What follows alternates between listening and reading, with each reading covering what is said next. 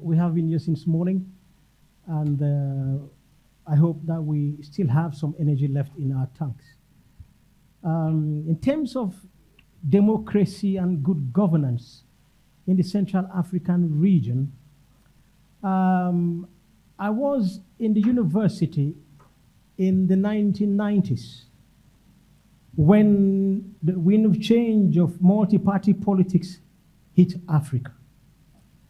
And at that point in time, I was a student activist.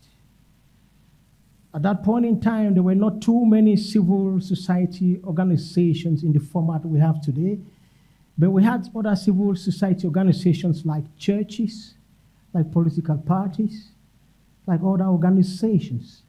There were few would be able to call think tanks. So I want to say that the context of democracy in the Central African region should be looked at historically, maybe from the 1990s. If we want to go back to 1960, there was, before independence.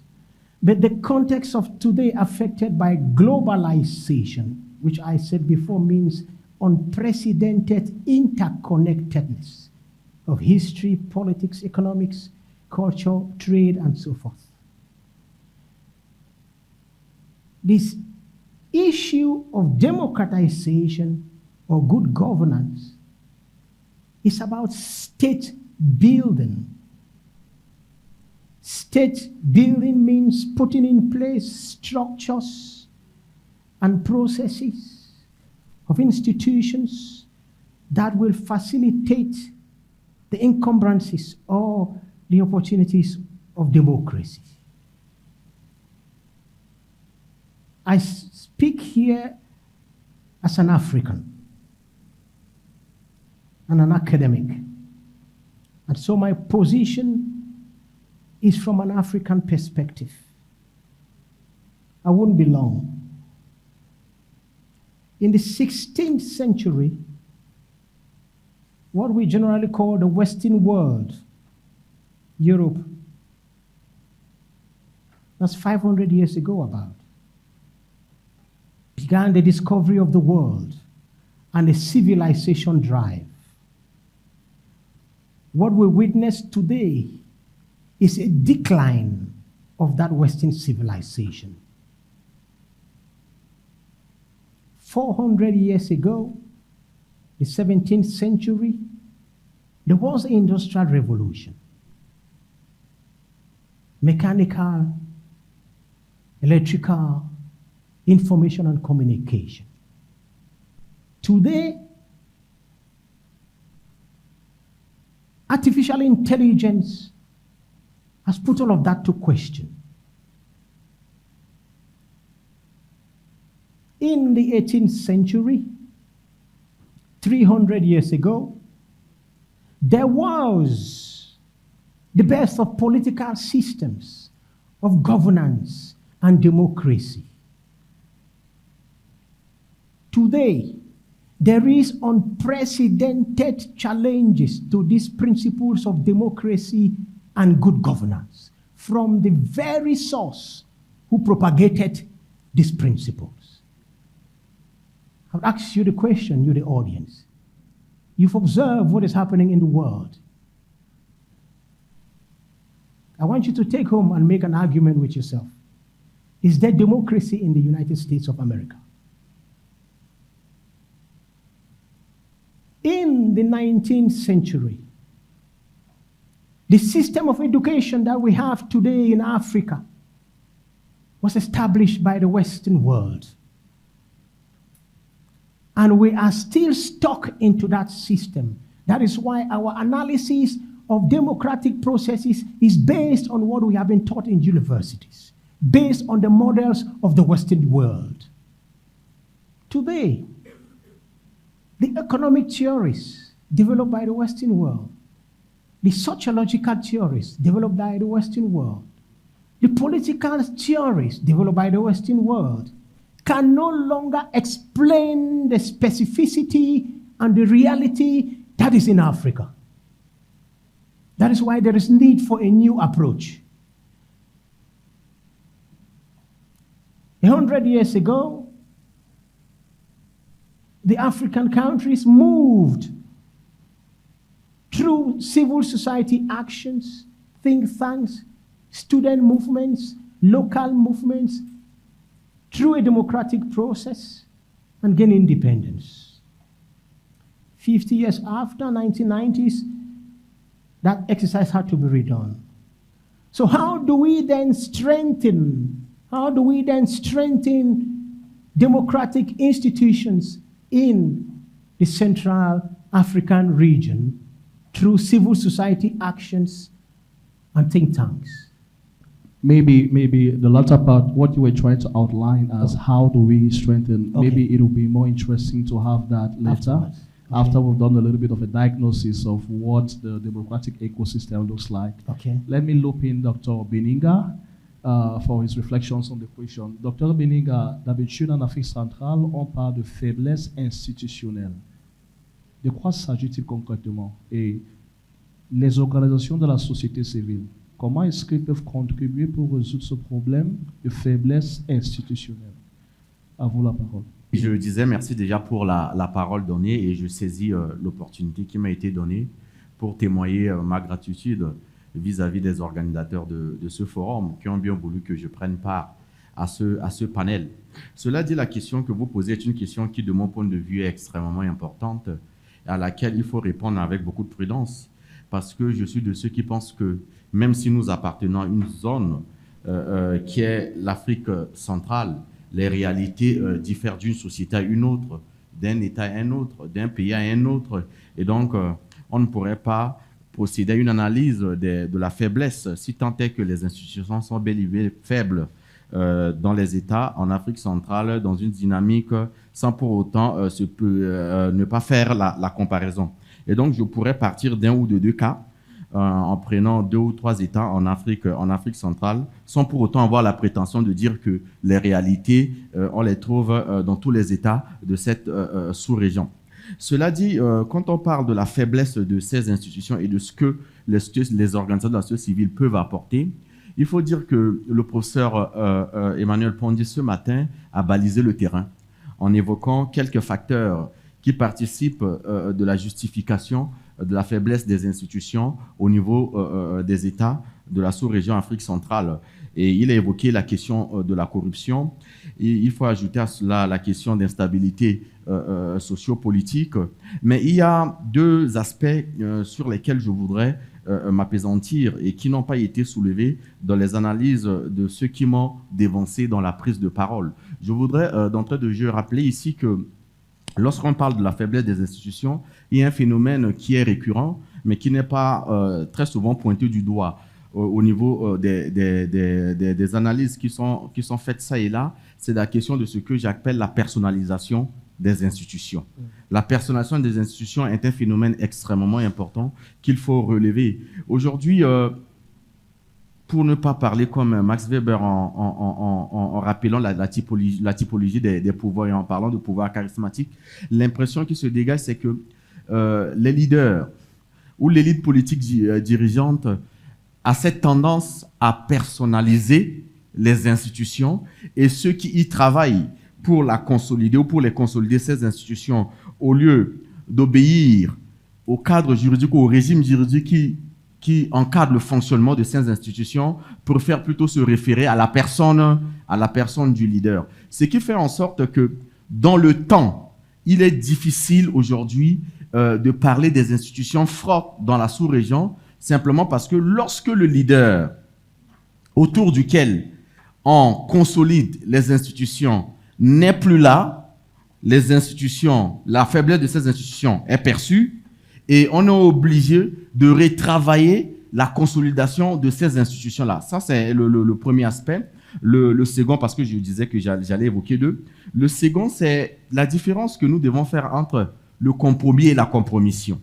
L'un des éléments qui participe de la faiblesse de nos institutions, c'est la compromission.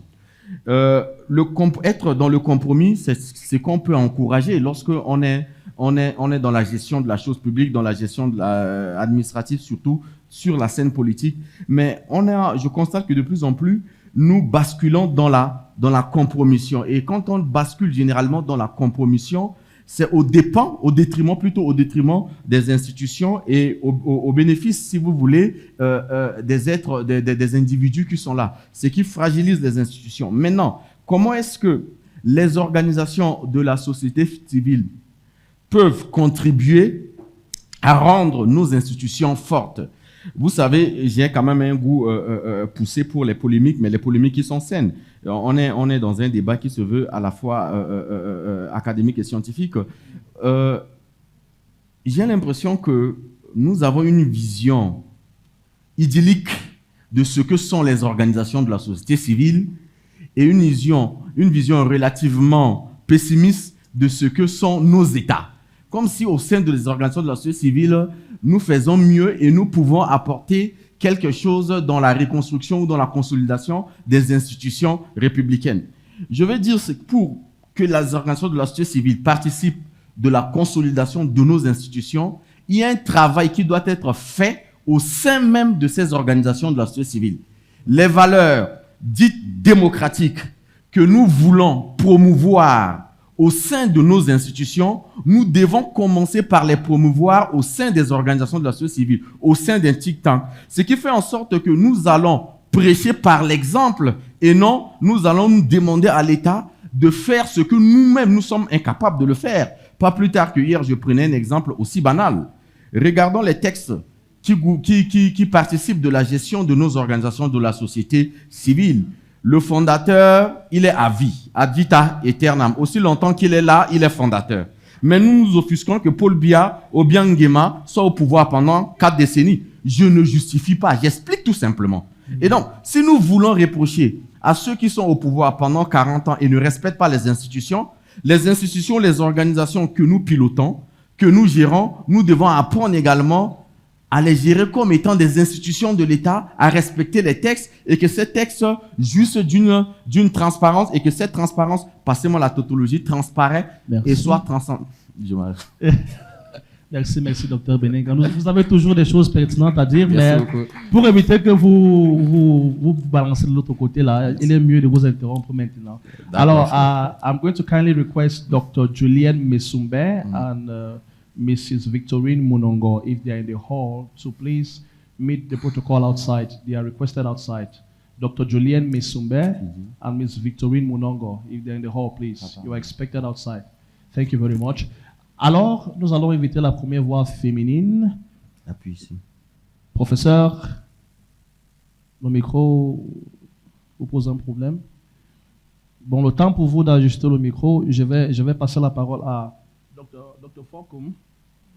Dr. Fokum, Dr. Benenga raised some pertinent issues regarding civil society organizations. And in summary, he said, we spend a lot of time reproaching our states and our institutions for things that within our organizations we ourselves fail to emulate, we fail to practice. He spoke about aspects such as longevity in service, spoke about aspects such as respect of our own values. And his recommendation was, we need to start by rethinking our internal processes in organizations. We need to rethink our values and ensure that we can align to that if we actually want to be credible enough to reproach the others. Now, before I get to ask you what I intentionally wanted to ask, you are the Executive Director for Center for Human Rights and Democracy. Have you been in power for too long? Because I think the message from Dr. Benenga was somewhat addressed to you. So start by telling us how long you've been an executive director, before telling us how your organization and CSOs can contribute to enhance democratic processes in the Central African region. Over to you, Dr. Foko. Good afternoon. Hello?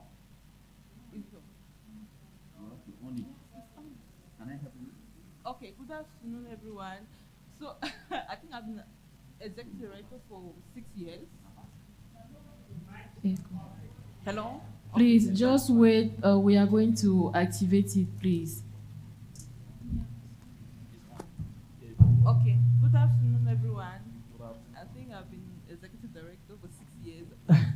Just so you know, I'm on my way out.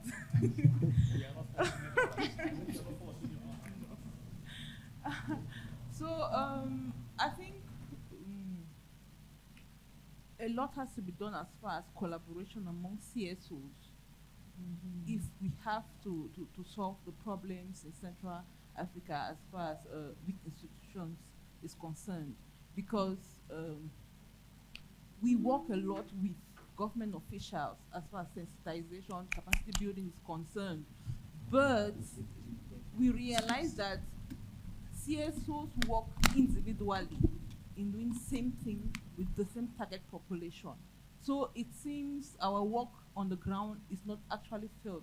So I would say a lot has to be done as far as networking coalition among civil society organizations themselves. Because like he stated, we have our own personal issues, which is a personal aggrandizement.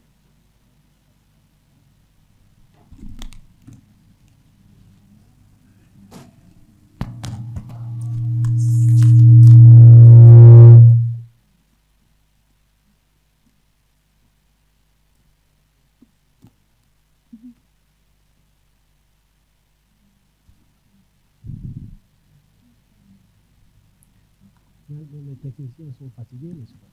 So I think we need a lot of collaboration and networking amongst ourselves, CSOs, to get together our acts to be able to build the capacity of government officials, the key stakeholders that we need in strengthening some of these weak institutions. So really, I think we need collaboration with organizations to be able to enhance democratic processes. Alors, professeur Bonton, tout à l'heure, Your mic.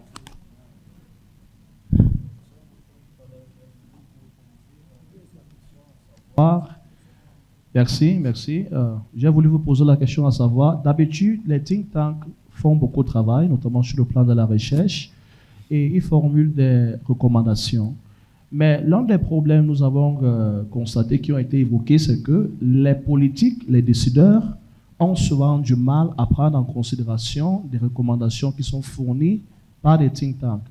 Selon vous, que peut être le problème? Pourquoi est-ce qu'il y a cette réticence à prendre en considération les recommandations fournies par les think tanks? Est-ce qu'il y a un manque de confiance des données? Est-ce qu'on ne veut pas collaborer? Est-ce qu'il y a une raison qui empêche les décideurs de prendre en considération ces recommandations qui sont fournies par les think tanks? À vous la parole, professeur.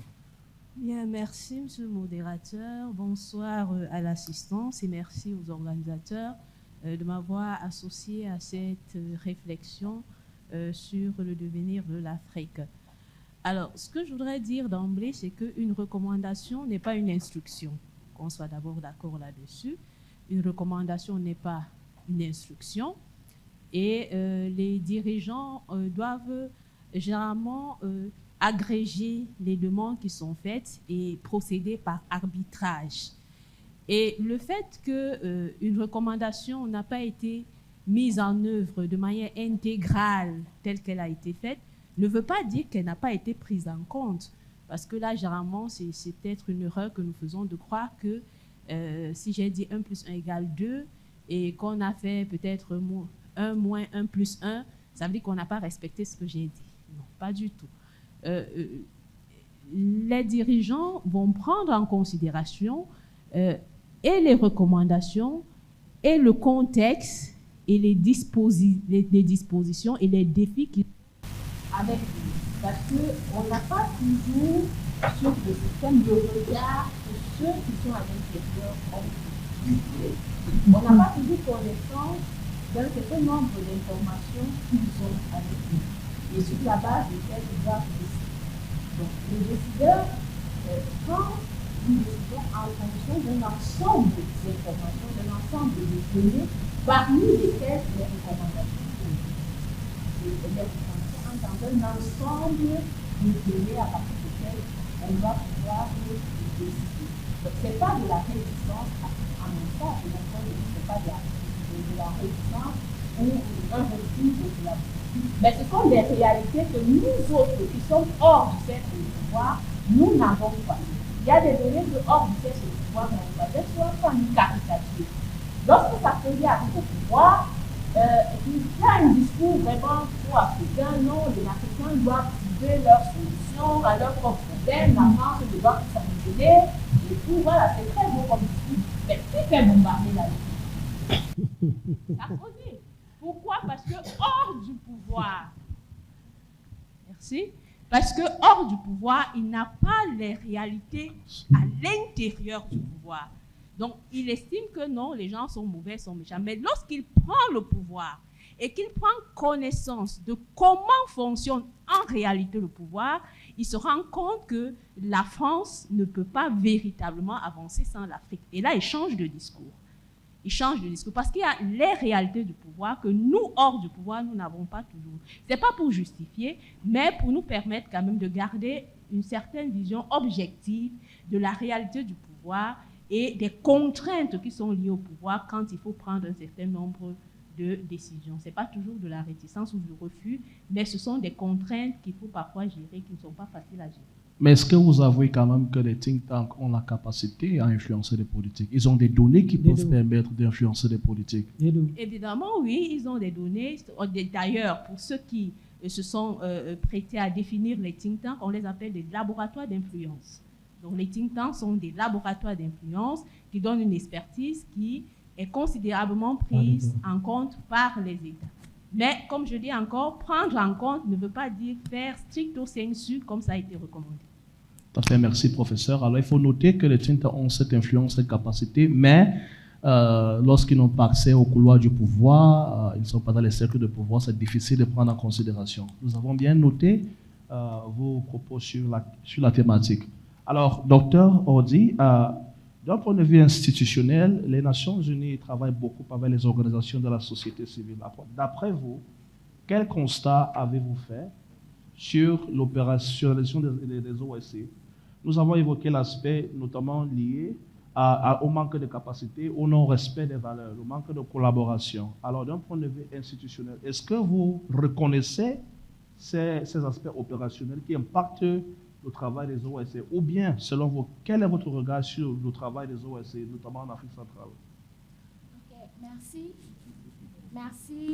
Merci, monsieur le modérateur. Bonsoir à tout le monde. C'est un plaisir pour moi d'être ici et de prendre part à cet échange. Alors, ce que je voudrais dire, c'est que les organisations de la société civile ou les think tanks, on en compte aujourd'hui vraiment une pléthore. Quand on regarde un peu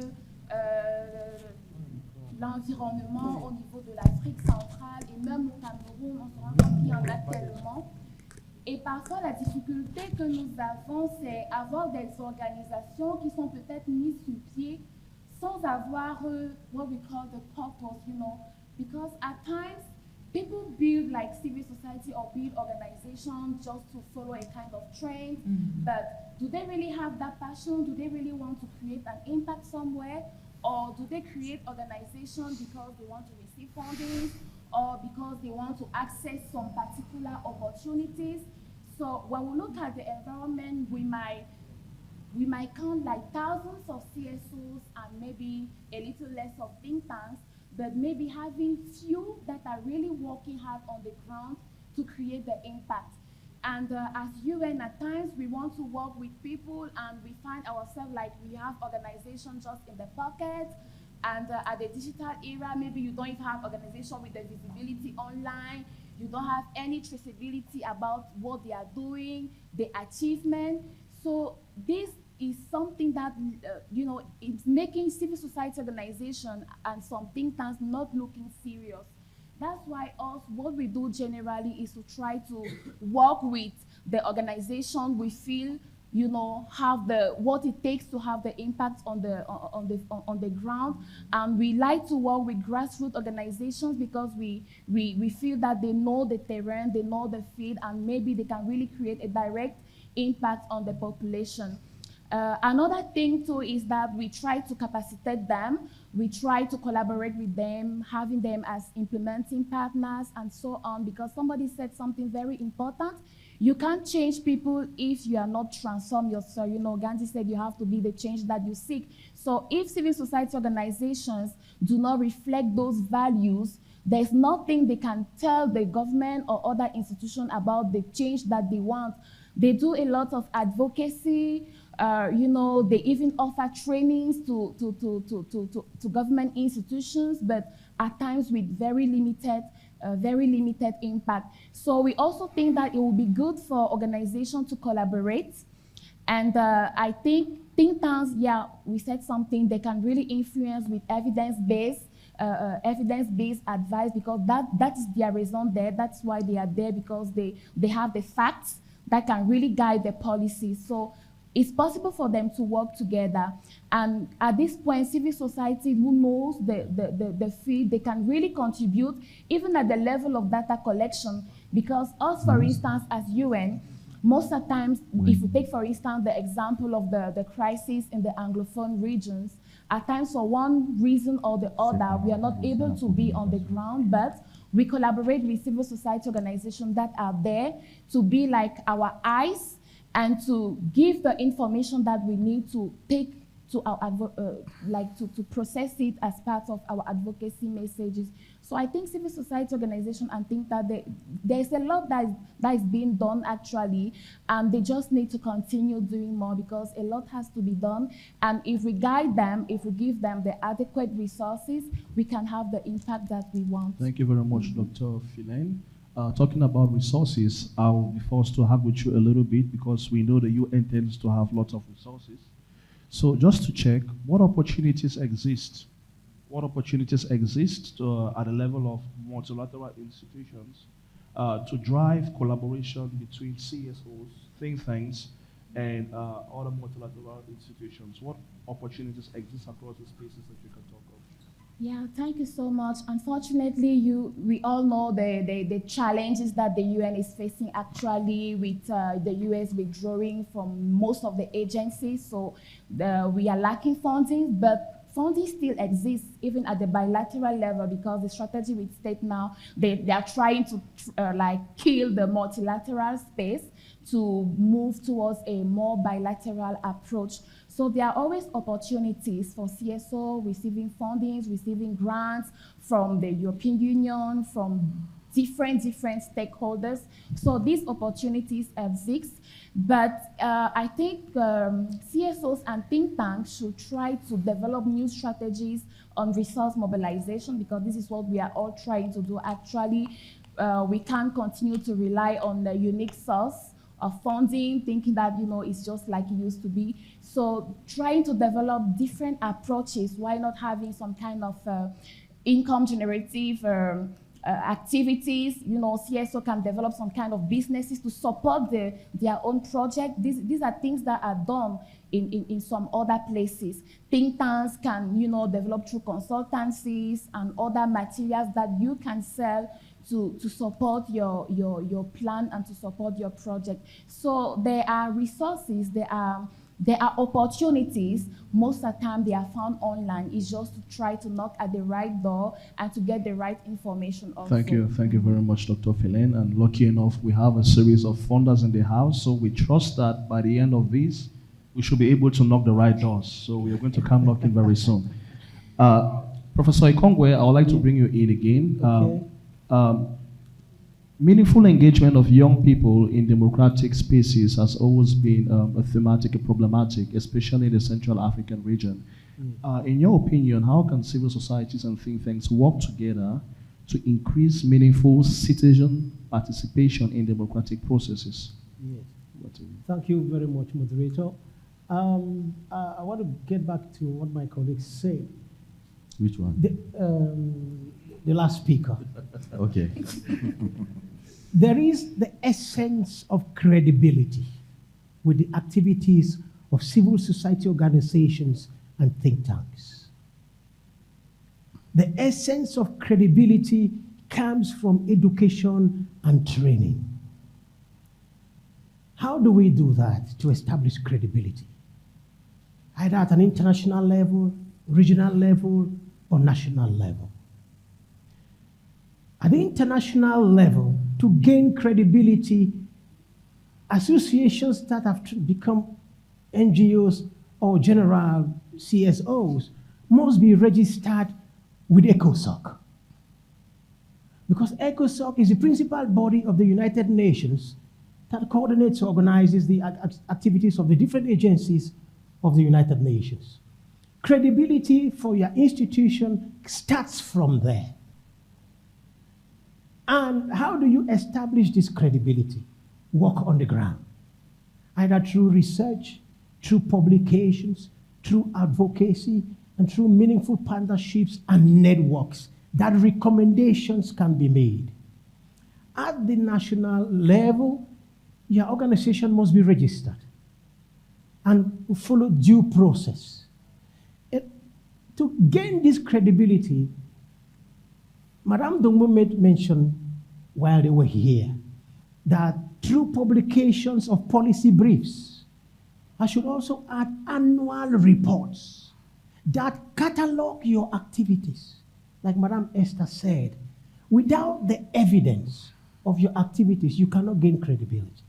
When you gain credibility through facts, but above all, education and training, this capacity can be transferred to the younger people. They will gain skills. They will be empowered. They would have knowledge. I'll give an example. Since December 2019 until tomorrow, as the director of the Pan-African Institute for Development, I have organized 19 promotions of capacity development training programs. I did not search for funds. I simply put a cost that is reachable, because the essence was not to make money first, but to transfer knowledge. I have here this publication, which is the object of my training tomorrow in Buea. This book is my latest publication. It is titled Practice, the Art of Doing PhD Research. It's a very technical and challenging area that I wrote this time. Why did I do this? Those who have acquired PhDs, particularly in Cameroon and in Central African region, expect to be employed by the government. It's because of the wrong orientation of what a PhD entails. I go back to a pedagogy of education and training. It should be professionalized, like the College University that has created a university for a mind shift they call the entrepreneurial mind shift. I was invited there last year as a keynote speaker during the graduation. And to come back to real practice, I asked the students who were graduating with a master's degree, you are graduating with a master's degree in entrepreneurship. Do you have a letterhead? Have you registered a company or an association? Do you have a link account? Or LinkedIn account, sorry. You spend most of your time on TikTok and Facebook. So what I'm trying to say is the pedagogy of education, particularly higher education, in the Central African region. 11 countries in total, and close to 360,000, the population of this area.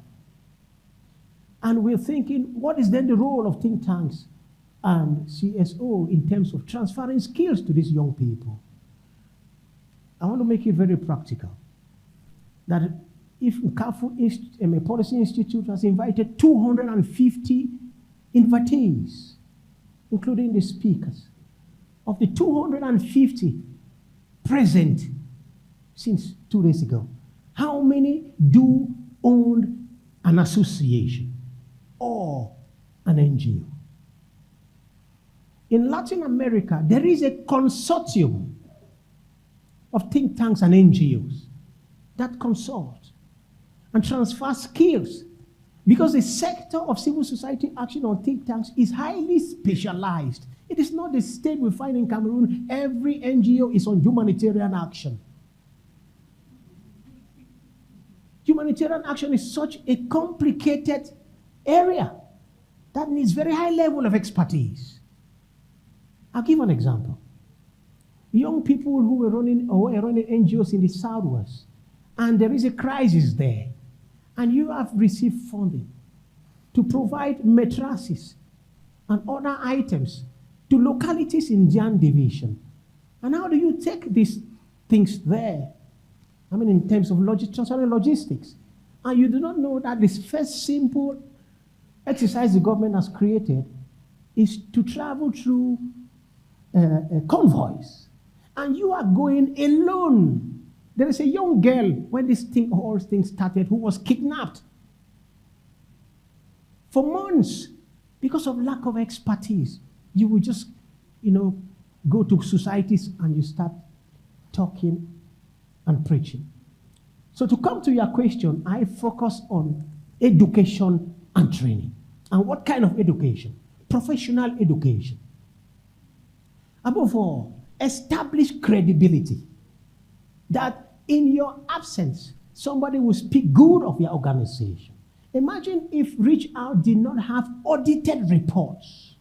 Because I wanted to intervene at that time to say that the when NGOs do have such huge amounts of funding, it threatens the sovereignty of the state. That is what they call transnational actions. And the state would have to come in for you to explain yourself. So as we all are here, I think the majority of us have come here because these are civil society organizations. And civil society organizations do not only mean our association, churches. During lunch, I'm rounding up.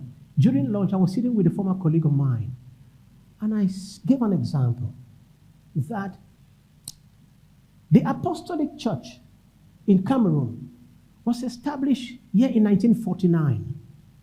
And with the explosion of Pentecostalism in Africa, the Apostolic Church is lacking behind in terms of logistics and infrastructure. And I had the opportunity of training 300 of their pastors.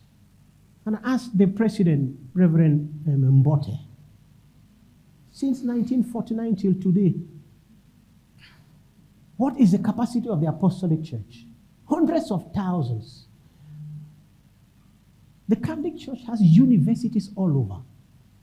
Protestant has universities all over. Baptist.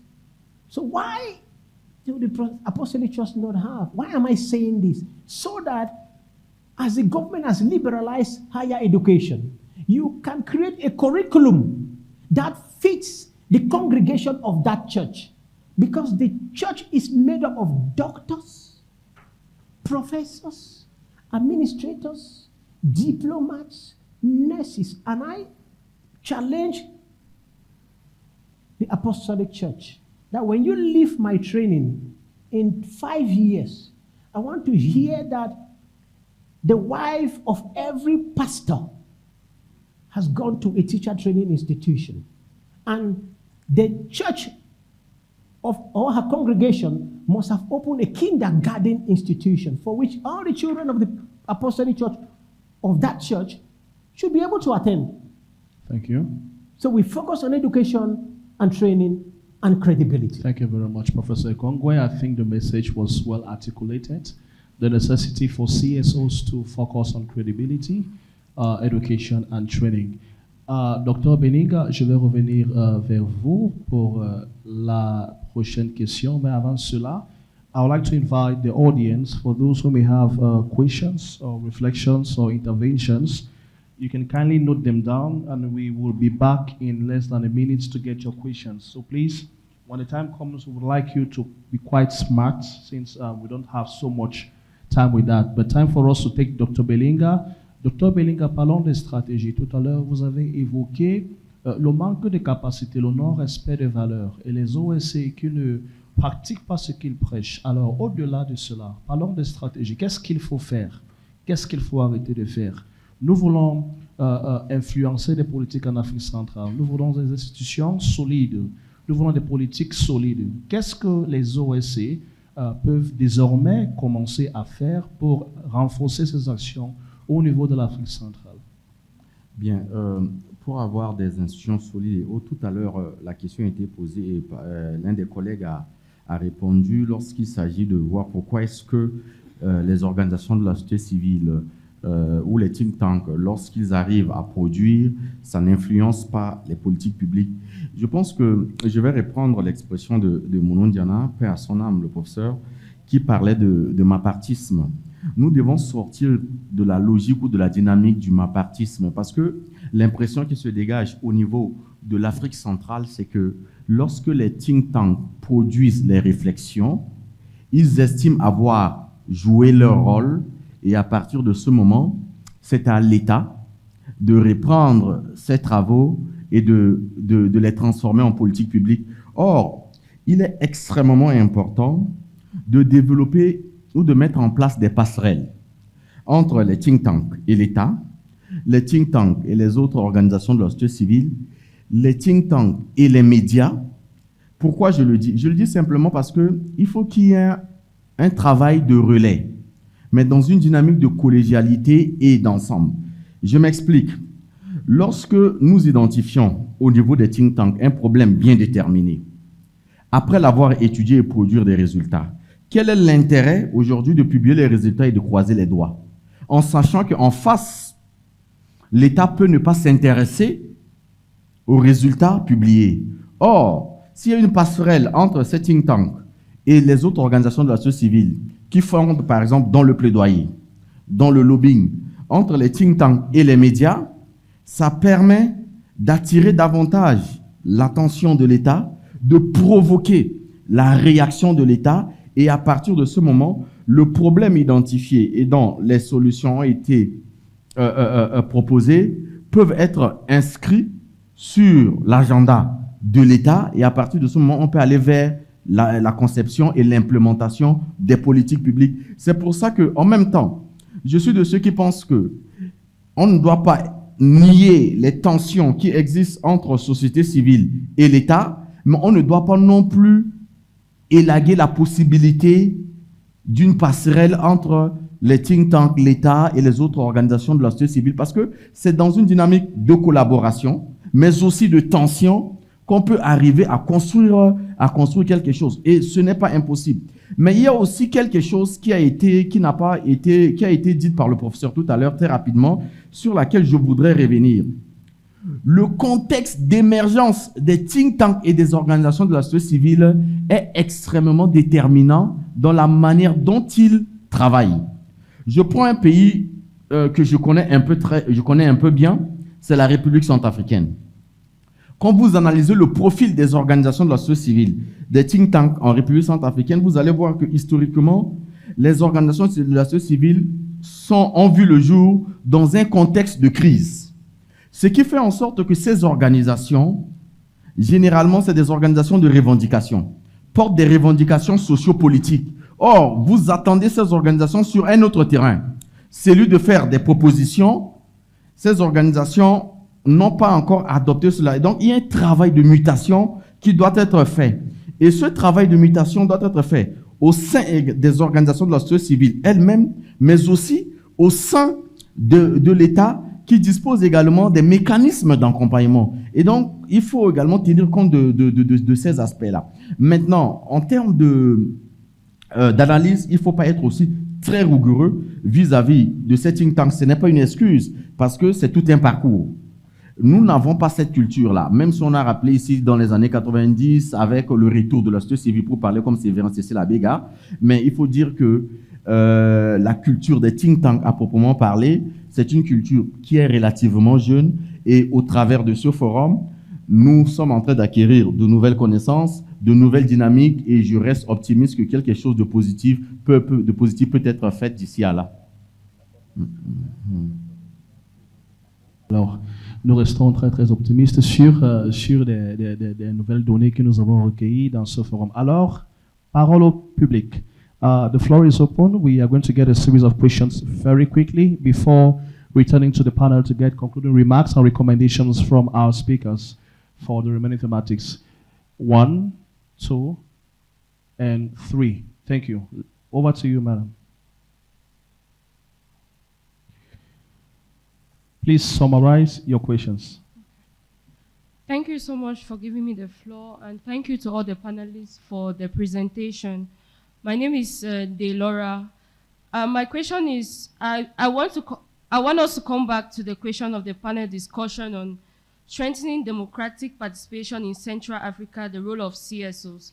So my question is, what are some innovative approaches that can be used to increase citizen engagement in electoral processes?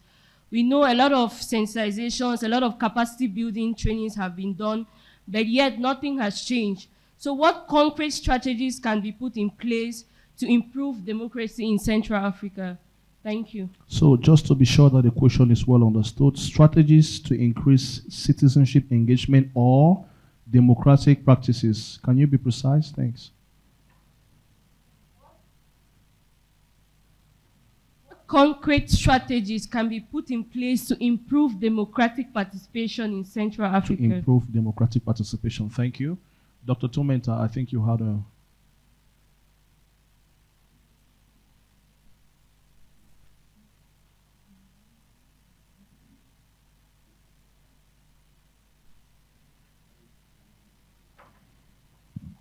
Thank you very much, Chair. So I want to raise a fundamental issue that we seems to take it as given. Listening to all of your contribution, it seems as if civil societies were created.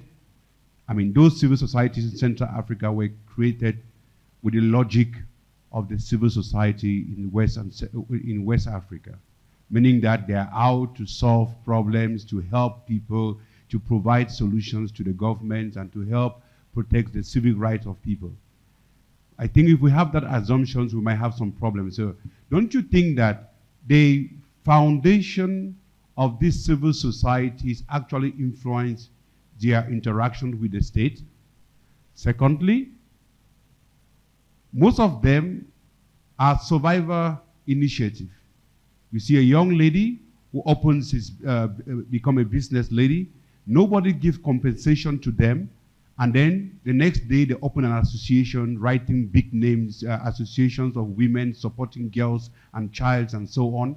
And then it's survivor initiatives. How do we create a framework where we actually support those genuine women and girls with genuine ideas, and then we bring out those who want to become who want to detect challenges, and then we have the advocates on the other hand. So we need to carry out a categorization of the different types of civil society, where they belongs in the civil society chain, and then we support them with the right resources that they need. Thank you very much, Dr. Tumenta. Dr. Eyole? Thank you very much. I'll just have to, I don't know if it's going to be like a contribution. There is Dr.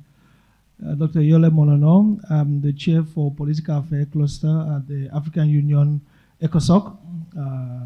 So I just want to come back within the framework of what the African Union is trying to do, because we cannot work as civil society organization as individual groups.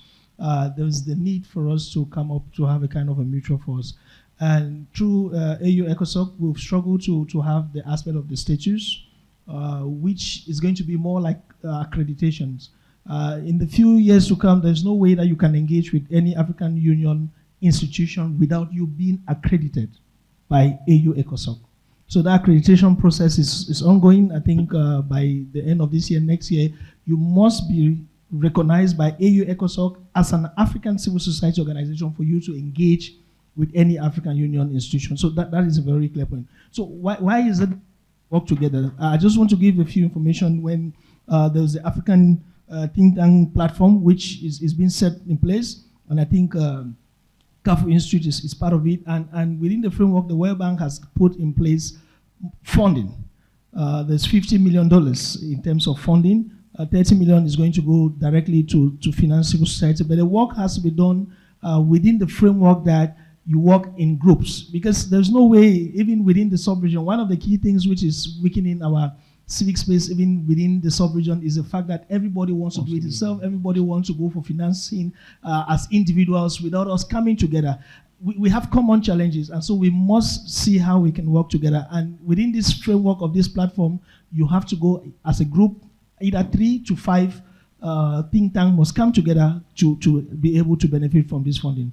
Thank you very much. Thank you very much, Dr. Eyole. I think we will provide some responses to those questions first before we wrap up with other questions. So I would like to bring in the first question for Dr. Fokum. The second. All right. She prefers to have the second. All right. I'm going to throw it for anybody who wants to speak. Well, I think the first question was all about innovative approaches to improve democratic participation. What innovative approaches can we adopt, or can you talk about to improve democratic participation, be it in Cameroon or the Central African region at large? Anybody wants to?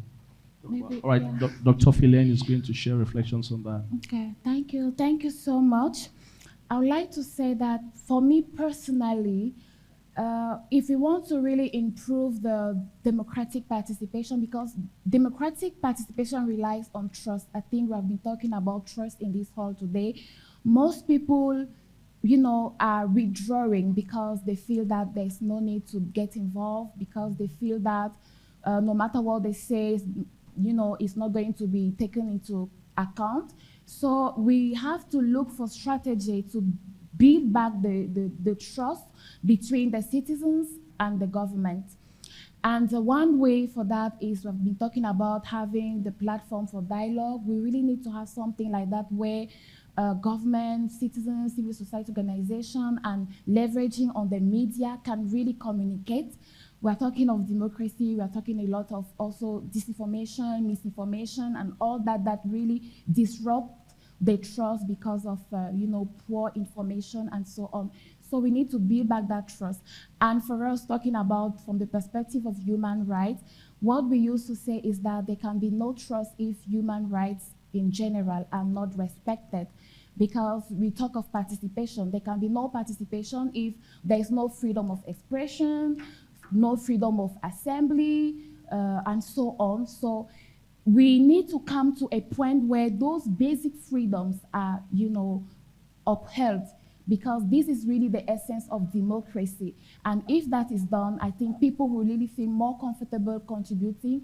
And also, they talk of innovative approaches. We have to also leverage on the tools that we have actually, namely the digital tools, having for institutions, for instance, platform where they can really interact with the users and so on. Thank you. Yeah. Thank you very much, Dr. Philaine.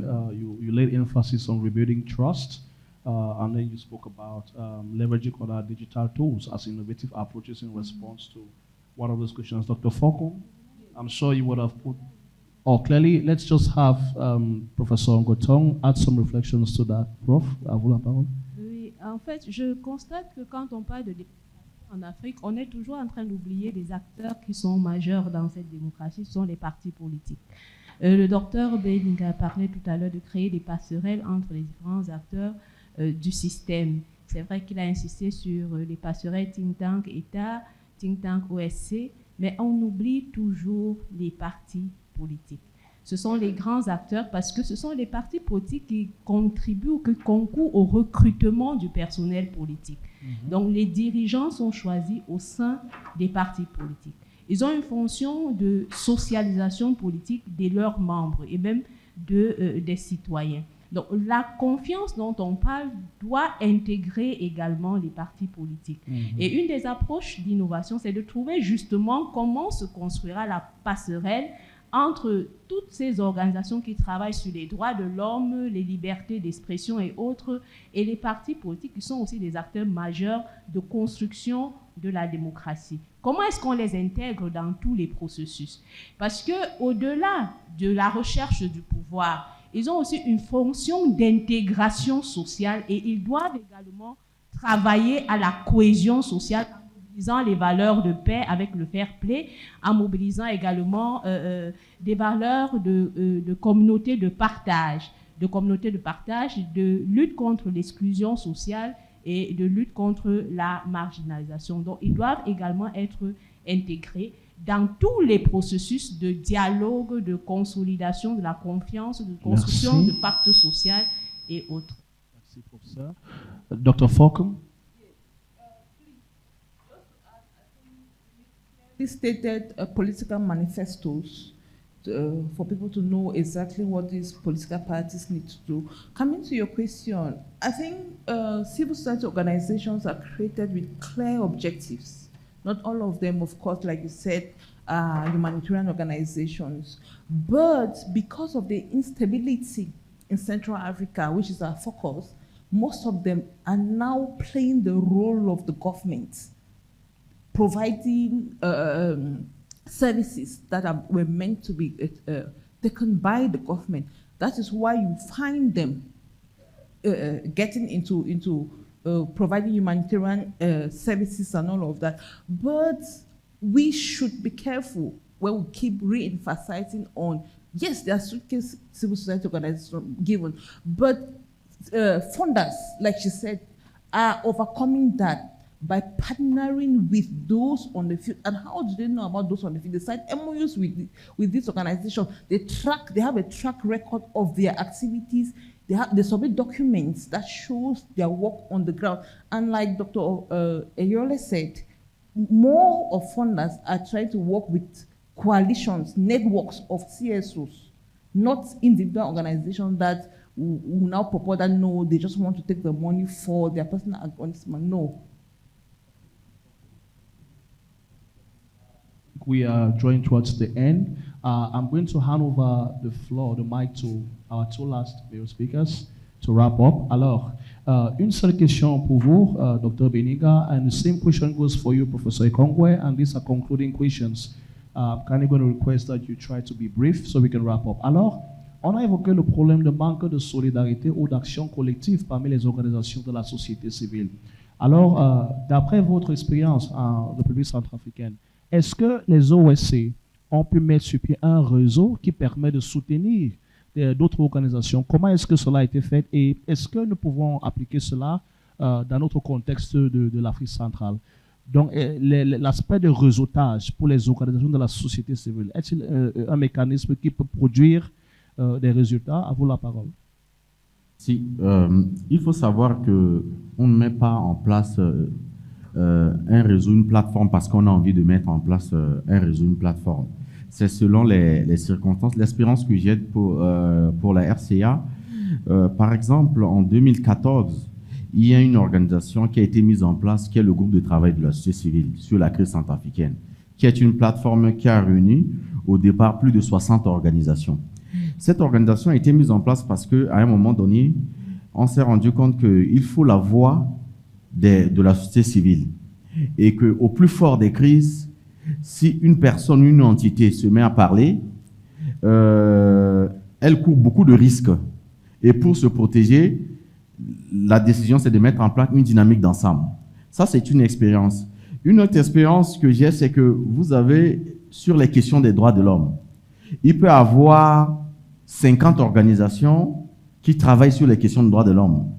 Mais en vue de partager l'expérience, en vue de consolider les acquis, ces organisations peuvent mettre en place des réseaux.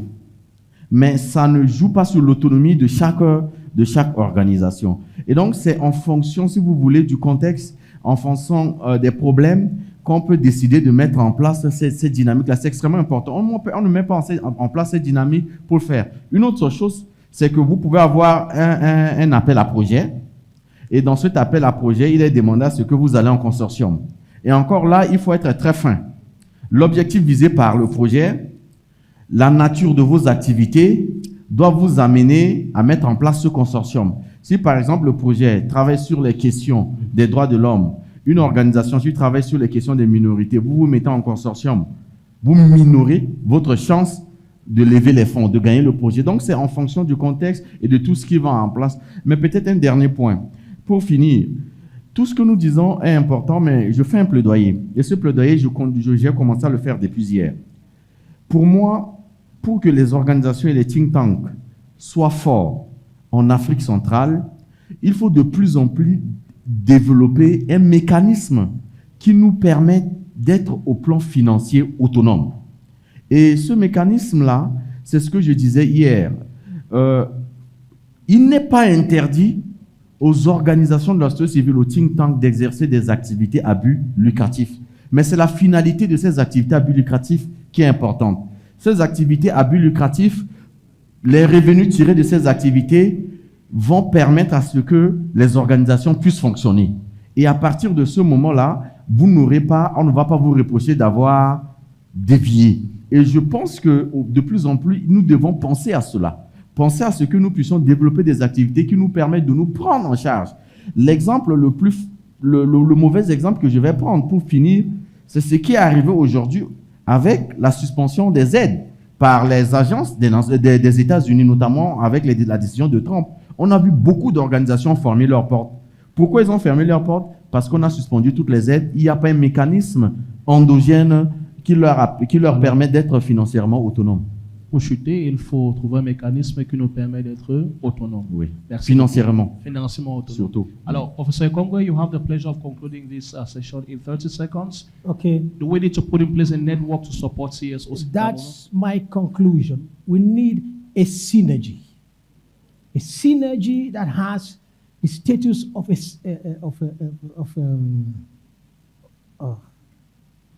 we need a synergy. Let's look at it mathematically. 250 invitees here today, 250 NGOs or think tanks or whatever we call.